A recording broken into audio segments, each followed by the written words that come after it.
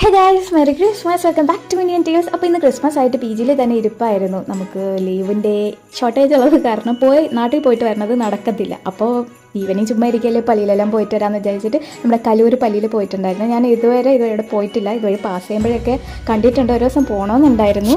ഇന്ന് തന്നെ പോകാൻ പറ്റില്ല. എനിക്ക് ഒരുപാട് സന്തോഷം. പിന്നെ ഞാൻ പള്ളിയിൽ കയറി പ്രാർത്ഥിച്ചു, മെഴുതിരിക്ക് കത്തിച്ച് ഒരു ഹാരമൊക്കെ ഇട്ടതിന് ശേഷം ഞാൻ പീസ്ഫുള്ളായിട്ട് പുറത്തിറങ്ങി നിൽക്കുമായിരുന്നു. അന്നേരമാണ് നമ്മുടെ മെഴുതിരി വാങ്ങിച്ച അമ്മാമ്മ എൻ്റെ അടുത്ത് വെച്ചു, മോളെ ഒരു ചായ മേടിച്ചു തരുന്നു. പിള്ളേർ എന്തെങ്കിലും ഒരു ആഗ്രഹം പറഞ്ഞാൽ നമ്മളത് സാധിച്ചു കൊടുക്കണ്ടേ.